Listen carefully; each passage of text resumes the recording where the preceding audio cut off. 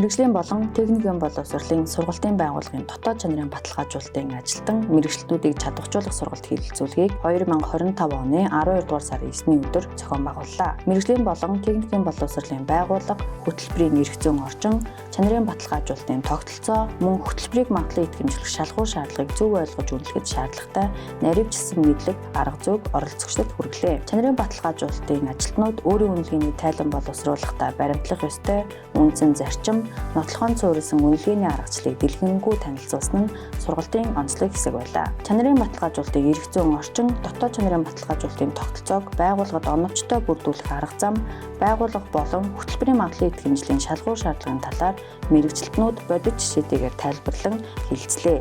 Барилгын политехник коллежийн чанарын баталгаажуулалтын сайн туршлагыг танилцуулж, хөтөлбөрийн чанарын үнэлгээний хуудас боловсруулах аргачлалыг дадлах хэлбэрээр хэрэгжүүллээ. Мөн кейс дүн шинжилгээний ажлын үед оролцогчид өөрийн үнэлгээний тайлан шинжилэн сайжруулах, дотоод чанарын баталгаажуулалтын процессын зураглал гаргах дадлага ажил хийж, олон улсын стандартад нийцсэн сайжруулалтын чиглэлийг тодорхойлох арга зүйг эзэмсэн. Эдгээр агуулга дадлагын үйл ажиллагаанууд нь сургалтын үйл явцыг илүү баялаг, бодит практик хэрэглээтэй болгож, оролцогчдын мэргэжлийн чадвар, үнэлгээ хийх ур чадвар, чанарын соёлыг төлөвшүүлэхэд чухал хувь нэмэр орууллаа.